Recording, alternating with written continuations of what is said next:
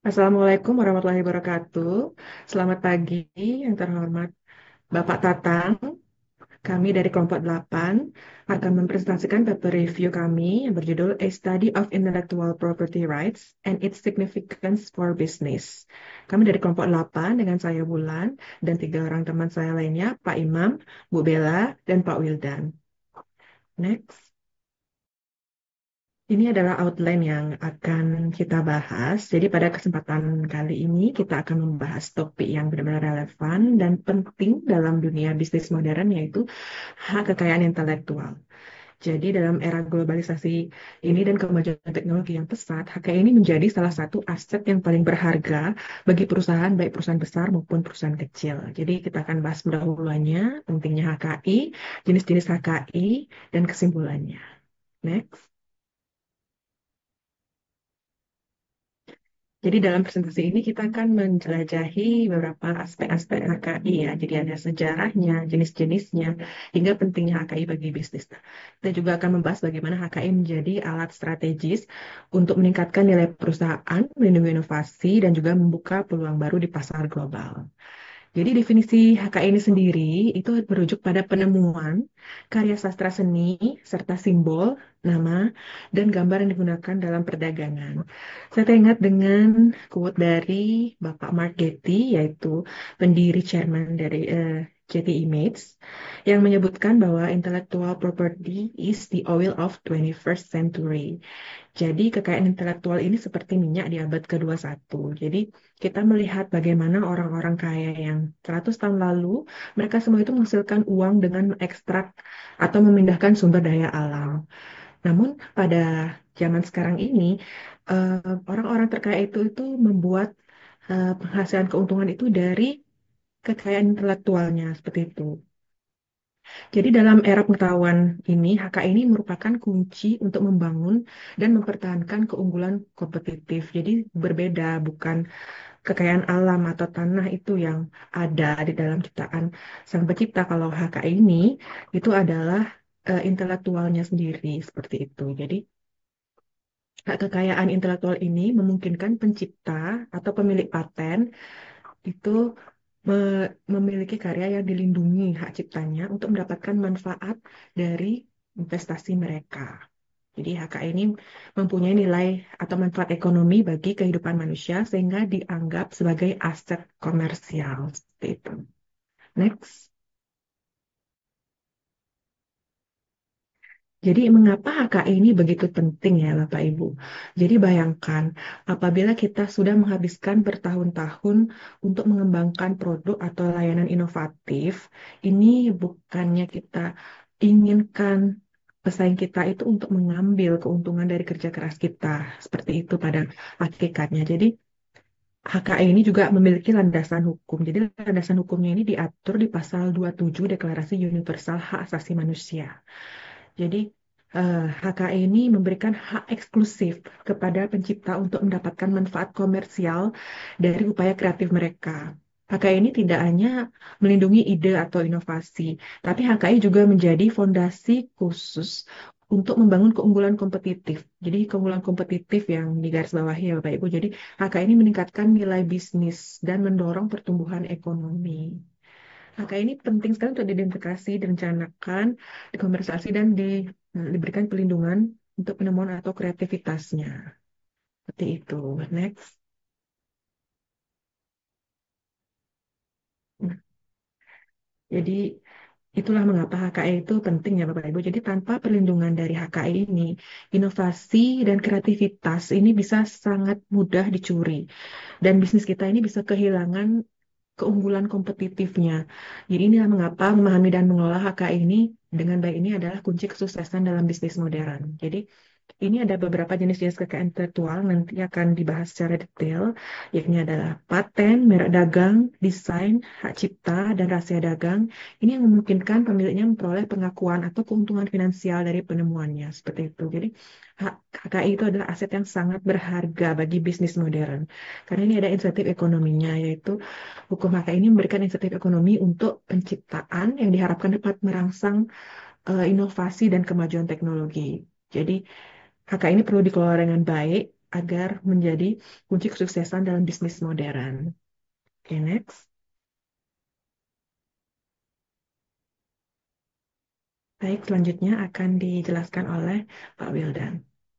Silakan. Baik, terima kasih Bu Wulan. Jadi untuk selanjutnya yaitu tujuan dari penelitian ini atau paper yang kami review, yaitu yang pertama untuk memahami gambaran umum dan sejarah terkait hak kekayaan intelektual. Mungkin tadi sudah sempat disinggung di Bu Wulan terkait gambaran umum dan nanti akan lebih detailnya akan saya bahas dan rekan-rekan yang lain. Terus untuk yang kedua yaitu untuk mengetahui pentingnya hak kekayaan intelektual dan yang terakhir untuk mempelajari tipe-tipe dari hak kekayaan intelektual itu sendiri. Next.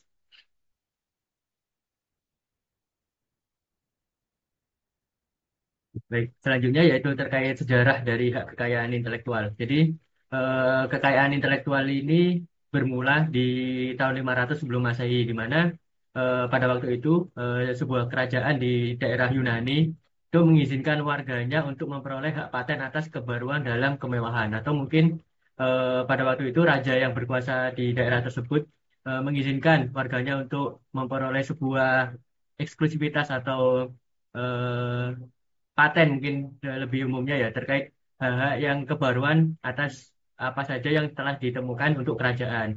Nah, selanjutnya di tahun 1440 Masehi, yaitu Johannes Gutenberg menemukan mesin cetak kayu dan logam yang dapat diganti atau berpindah-pindah. Nah, dengan penemuan itu maka paten atau hak itu bisa bisa menjadi sebuah sesuatu yang penting untuk kedepannya karena memang dimulai dari Johannes Gutenberg ini hak paten mulai dikembangkan.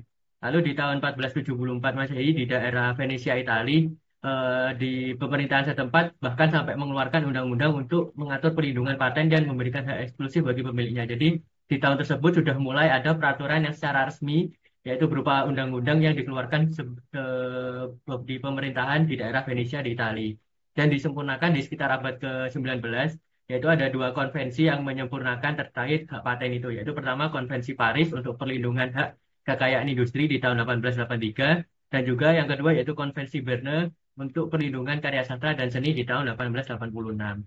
Dan setelah itu semakin ke sini perkembangan hak kekayaan intelektual cukup masif karena memang di era teknologi digital, namun untuk landasannya ada di kedua konvensi ini.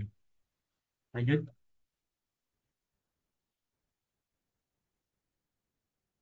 Nah, tadi sempat disinggung oleh Bulan bahwa hak kekayaan intelektual terutama di abad sekarang cukup penting ya, terselain sebagai penambahan income atau benefit bagi perusahaan atau perorangan.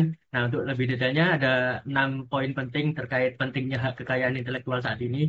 Yang pertama itu merupakan inti dari badan usaha dan sebuah keharusan agar dapat bersaing secara berkelanjutan. Nah, hak kekayaan intelektual sendiri, terutama di bidang customer good mungkin khususnya di perusahaan saya pribadi bahwa paten-paten terkait produk itu sangat penting agar perusahaan bisa bersaing secara terus-menerus di kancah industri yang digelutinya. Terus yang kedua yaitu aset kekayaan intelektual merupakan aset bisnis yang penting dan perlu dikelola dengan baik karena seperti yang sempat disinggung bahwa setelah kita melakukan riset yang cukup mendalam, apabila kita tidak patenkan atau tidak daftarkan hak kekayaan tersebut bisa jadi dicuri oleh orang lain atau perusahaan lain, maka tersebut maka hal tersebut akan merugikan bagi perusahaan atau individu tersebut. Nah, yang ketiga yaitu entitas yang mempunyai kekayaan intelektual mempunyai eksklusivitas sehingga dapat meningkatkan daya saing. Bahwa pendaftaran hak kekayaan intelektual itu sangat erat kaitannya dengan individu atau entitas maupun perusahaan yang mendaftarkan. Jadi, apabila seseorang mempunyai kreativitas dan didaftarkan hak kekayaan intelektualnya, maka seseorang tersebut dapat menjadi acuan dan orang lain tidak boleh untuk memakai hak kekayaan intelektual tersebut sehingga si orang tersebut mempunyai posisi daya saing yang cukup kuat di industri yang digelutinya. Terus yang keempat ada kekayaan intelektual membuat sebuah perusahaan mempunyai posisi yang kuat dalam menjalin kemitraan bisnis. Nah, seperti yang dijelaskan sebelumnya bahwa apabila perusahaan mempunyai banyak paten, mempunyai banyak hak kekayaan intelektual, maka apabila kita ingin menjajaki bisnis yang lain, kita punya value yang lebih dengan bisnis tersebut karena memang kita punya inovasi-inovasi terbaru terkait hak kekayaan intelektual. Untuk yang kelima yaitu aset kekayaan intelektual dapat meningkatkan pendapatan dengan menjual lisensi. Mungkin akhir-akhir ini banyak juga bisnis-bisnis franchise yang telah banyak dikembangkan khususnya di Indonesia, bahwa sebagian besar mereka menjual lisensi atau menjual franchise tersebut kepada orang-orang yang mungkin secara modal tidak terlalu besar seperti para konglomerasi. Cuman dengan menjual lisensi tersebut, maka dari pihak yang mempunyai hak kekayaan intelektual dan kita yang membeli lisensi tersebut sama-sama diuntungkan. Dan yang terakhir yaitu kekayaan intelektual berbanding lurus dengan pertumbuhan organisasi bisnis apapun. Jadi yang sempat disinggung juga oleh Bu Wulan tadi bahwa hak kekayaan intelektual pada abad 21 ini seperti minyak di abad-abad sebelumnya. Jadi memang apabila kita semakin banyak mempunyai hak kekayaan intelektual, maka bisnis atau organisasi kita pun akan semakin bagus ke depannya. Next. Baik, untuk selanjutnya bisa diteruskan oleh Pak Imam. Baik, di sini saya akan melanjutkan terkait hak kekayaan intelektual. Jadi ada beberapa jenis hak kekayaan intelektual. Yang pertama adalah paten. Paten adalah hak eksklusif yang diberikan oleh pemerintah kepada individu ataupun organisasi atas penemuan, sehingga pihak lain akan dilarang untuk membuat, menggunakan, ataupun menjual penemuan tersebut untuk jangka waktu tertentu. Jadi, ketika individu ataupun organisasi menemukan ataupun menghasilkan cara baru dalam keperluan apapun, mereka akan mendatangi kantor paten. Mereka memberikan rincian tentang produk ataupun proses sehingga nantinya mendapatkan perlindungan atas properti yang mereka hasilkan. Sehingga bisa dikatakan bahwasanya hak paten ini berfungsi untuk melindungi atas investasi waktu dan sumber daya dalam pengembangan penemuan baru yang telah dihasilkan oleh individu ataupun organisasi tersebut. Sehingga nantinya kerja keras ataupun waktu yang dibuang atau yang diperlukan itu akan diberikan insentif ataupun inovasi atas inovasi tersebut. Tetapi perlindungan hak paten ini hanya diberikan untuk jangka waktu terbatas. Salah satunya, contohnya haknya ini hanya berlaku untuk 10 ataupun 20 tahun yang akan datang seperti itu. Ada berbagai hak jenis paten. Yang pertama adalah hak paten utilitas, yaitu hak paten yang melindungi terkait aspek fungsional penemuan berdasarkan cara kerjanya dan mencakup berbagai bidang. Jadi contohnya ketika kita membuat cara kerja suatu mesin, proses, ataupun senyawa, ketika kita menemukan cara baru, kita berhak untuk mematenkan cara tersebut. Hak paten ini juga dapat dibagi menjadi beberapa kategori berdasarkan bidangnya seperti elektronik, bidang kimia, perangkat lunak, mekanik, ataupun bidang lainnya, tergantung pada jenis penemuannya. Yang kedua adalah hak paten jenis desain, yaitu merujuk pada paten atas tampilan, bentuk, atau konfigurasi objek. Desain baru ini harus menjadi bagian integral dari objek tersebut. Misalnya desain kursi ataupun meja yang kita ciptakan berbentuk strukturnya yang unik, terus memiliki fungsional, terus ukirnya berbeda dengan yang lain. Jadi produk tersebut atau desain tersebut berhak kita patenkan sehingga nantinya orang lain itu tidak bisa meniru atas kinerja kita ataupun hasil kita. Dan yang ketiga adalah hak paten tanaman. Hak paten tanaman ini merujuk pada hak paten melindungi varietas tanaman yang baru dan berbeda. Jadi artian contohnya ketika kita menemukan varietas tanaman padi, jadi padi ini memiliki keunggulan yang pertama kita menemukan tahan terhadap hama, terus menghasilkan yang lebih banyak daripada padi-padi pada umumnya. Nah, hal tersebut bisa kita patenkan atas dasar karena kita sudah melakukan inovasi ataupun menghabiskan waktu yang banyak untuk mendapatkan suatu produk ataupun tanaman jenis varietas yang baru seperti itu. Next, next. Yang kedua adalah merek dagang. Jadi merek dagang ini adalah tanda yang khas yang membantu konsumen untuk mengidentifikasi sumber barang ataupun jasa, seperti teks, simbol, bentuk, ataupun suara. Jadi tujuannya konsumen ini supaya dapat mengaitkan tanda tersebut dengan produsen ataupun penyedia jasa serta memastikan kualitas barang dari ciptaan dari mana ini produk tersebut seperti itu. Misalnya ketika konsumen bisa melihat suatu logo yang di bawah gambar ini, bahwasanya dia mengetahui bahwasanya produk yang dia beli itu adalah yang mengeluarkan dari Apple. Jadi artian di situ konsumen dapat membuat cara ataupun merasa percaya diri bahwasanya produk yang dia beli itu yang dibuat oleh Apple. Simbol-simbol juga menjadi penting seperti simbol yang ada pada Nike. Jadi Nike ini sudah mengeluarkan simbol seperti simbolnya lingkungan yang identik merek Nike dan lain sebagainya.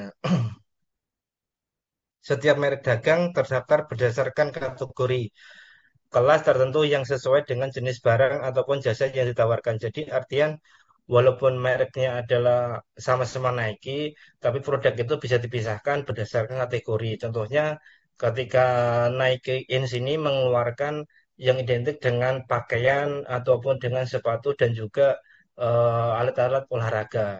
Tetapi Nike Corporate dia mengeluarkan produk yang berkaitan dengan pompa hidrolik dan lain sebagainya. Jadi artinya setiap produk itu bisa dikategorikan apakah itu kategori A, B ataupun C.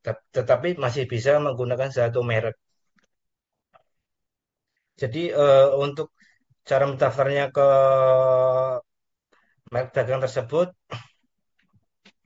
jadi pedagang mengajukan permohonan merek dagang ke kantor merek dagang di negara tempat mereka perlu dilindungi. Pemohon juga harus memilih dengan tepat barang atau jasa yang ingin dilindungi. Selain itu, penting untuk mendaftarkan merek dagang dalam kelas bisnis yang sesuai dengan jenis barang ataupun jasa yang dimaksudkan. Seperti itu. Next.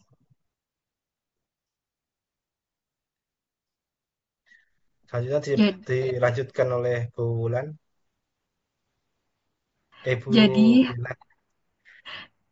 jadi hak cipta adalah hak eksklusif yang diberikan kepada pencipta atas karya asli mereka. Ini berarti bahwa hanya pencipta atau pihak yang diberi izin yang dapat memperbanyak, mendistribusikan, atau menampilkan karya tersebut secara publik. Jadi, salah satu hal penting dari hak cipta adalah bahwa perlindungannya muncul secara otomatis saat sebuah karya itu dibuat. Jadi, tanpa perlu untuk melakukan pendaftaran resmi. Misalnya, jika seseorang menulis buku atau mengubah lagu, maka karyanya itu sudah memiliki perlindungan hak cipta sejak pertama kali dibuat. Jadi singkatnya, hak cipta ini melindungi ekspresi kreatif seseorang, sedangkan merek dagang itu melindungi identitas bisnis atau produk. Oleh karena itu, bagi pencipta karya, memahami perbedaan ini sangat penting untuk memastikan bahwa karya mereka mendapatkan perlindungan hukum yang tepat.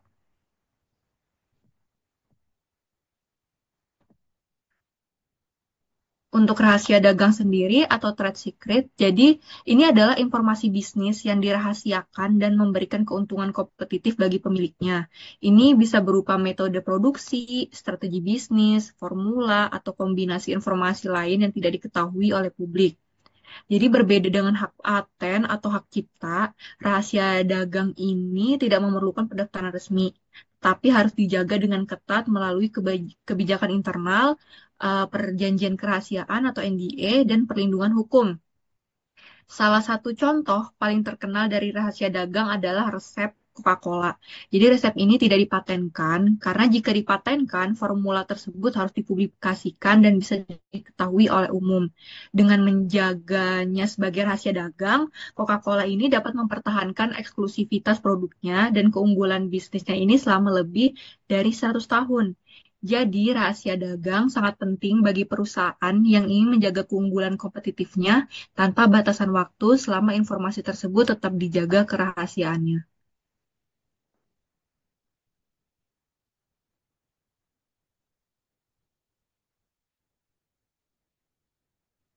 Jadi ada desain industri. Desain industri ini adalah bentuk bentuk perlindungan hak kekayaan intelektual yang fokus pada estetika atau tampilan visual suatu produk. Jadi perlindungan ini mencakup bentuk, pola, warna, atau kombinasi elemen-elemen visual yang membuat suatu produk itu lebih menarik dan berbeda dari produk lain. Jadi, contoh penerapan desain industri itu dapat ditemukan di berbagai sektor. Yang pertama ada produk konsumen, itu biasanya ada di kemasan uniknya pada botol parfum. Teknologi dan elektronik itu ada di desain inovatif pada smartphone. Fashion dan aksesori itu seperti kayak model sepatu atau tas eksklusif. Dan terakhir ada aplikasi dan website. Itu jadi melihat tampilan antarmuka UX-nya itu yang menarik. Terus kenapa sih desain industri ini penting? Itu sebagai yang pertama sebagai identitas produk agar bisa membedakan produk itu dari kompetitor. Yang kedua ada daya tarik konsumen, jadi bisa membantu meningkatkan penjualan. Ada juga perlindungan hak cipta visual, jadi menghindari penciplakan desain dari uh, produk yang lain. Dan yang keempat adalah keunggulan kompetitif, jadi memberikan nilai tambah bagi perusahaan. Dan perlu nggak sih adanya perlindungan desain industri? Jadi perlindungan desain industri itu perlu. Yang pertama untuk caranya sendiri harus didaftarkan untuk mendapatkan perlindungan hukum. Di Indonesia sendiri, pendaftaran desain industri dilakukan melalui Direktorat Jenderal Kekayaan Intelektual atau DJKI di Kementerian Hukum dan HAM. Untuk proses pendaftarannya sendiri itu melibatkan pengajuan permohonan yang mencakup gambar desain, deskripsi, dan informasi pemilik. Yang kedua ada pemeriksaan administrasi, pemeriksaan substansi untuk mengecek apakah desain tersebut benar-benar baru dan unik. Yang terakhir itu penerbitan sertifikat desain industri jika disetujui. Setelah didaftarkan, pemilik desain itu berhak secara eksklusif menggunakan atau melisensikan desainnya, serta bisa mengajukan gugatan hukum jika ada pihak yang meniru atau menggunakan tanpa izin. Terus yang kedua ada masa perlindungan biasanya 10 sampai 5 tahun. Kalau ini tergantung dari negara-negara sendiri yang memiliki regulasi. Kalau Indonesia itu 10 tahun sejak tanggal penerimaan pendaftaran. Jadi selama masa perlindungan ini, pemilik desain industri berhak mencegah pihak lain untuk meniru, menggunakan, atau menjual produk itu dengan desain yang serupa tanpa izin. Dan tidak bisa diperpanjang. Jadi jika perlindungan berlaku ini selama 10 tahun, jika perlindungan berlaku selama 10 tahun setelah periode berakhir, pemilik desain itu tidak bisa lagi memperpanjang perlindungannya. Satu-satunya cara untuk mempertahankan eksklusivitas desain itu adalah menciptakan desain baru dan mendaftarkannya kembali. Dan terakhir, setelah masa perlindungan, desain bisa digunakan secara bebas. Begitu masa perlindungan desain itu berakhir, desain tersebut menjadi milik publik, yang berarti siapa saja dapat menggunakannya tanpa perlu meminta izin atau membayar royalti kepada pemilik aslinya.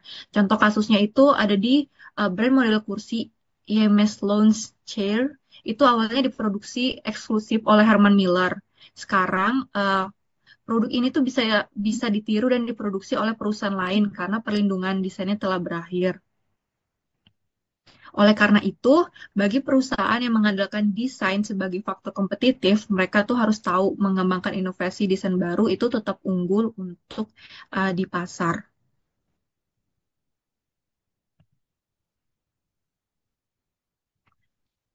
Uh, ada indikasi geografis. Jadi ini adalah tanda atau label yang menunjukkan bahwa suatu produk itu berasal dari daerah tertentu dan memiliki karakteristik khusus yang dipengaruhi oleh faktor geografis seperti iklim, tanah, atau teknik produksi khas yang diwariskan turun-temurun. Jadi ciri utamanya ini uh, ya karena lokasi geografisnya, terus bukan sekadar merek dagang juga, tetapi menunjukkan hubungan erat antara produk dan daerah hasilnya. Untuk manfaatnya sendiri, melindungi hak produsen, habis itu mencegah pemalsuan produk. Jadi produk ini tidak berasal dari daerah tersebut dan tidak boleh menggunakan nama indikasi geografisnya. Meningkatkan nilai ekonomi, yang terakhir bisa mempromosikan daerah asal. Jadi ini bisa menjadi daya tarik wisata dan mendorong ekonomi lokal. Untuk cara mendapatkan indikasi geografis, itu kita perlu memastikan produk itu memiliki ciri khasnya. Jadi memiliki karakteristik seperti rasa khas kopi gayo itu berasal dari kombinasi tanah, ketinggian, dan teknik pengolahan lokal. Yang kedua, itu harus ada standar produksi yang konsisten. Jadi harus ada aturan ketat mengenai cara produksi, bahan baku, dan metode pengolahannya. Yang ketiga itu perlu mengajukan permohonan ke lembaga berwenang. Kalau di Indonesia sendiri, itu pendaftaran indikasi geografisnya itu dilakukan di DJKI atau Direktorat Jenderal Kekayaan Intelektual di Kementerian Hukum dan HAM. Untuk proses pendaftaran itu, yang pertama kita harus melakukan penelitian dan mengumpulkan bukti bahwa produk itu memiliki karakteristik khas. Yang kedua, pembuatan dokumen deskripsi produk dan wilayah asalnya. Dan yang terakhir, itu pemeriksaan oleh pemerintah sebelum JE ini resmi diberikan.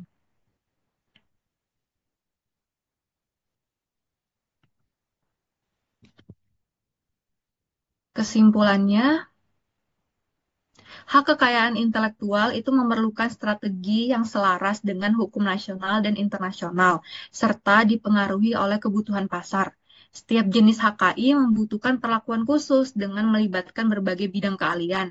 Oleh karena itu, setiap industri harus memiliki kebijakan dan strategi yang sesuai.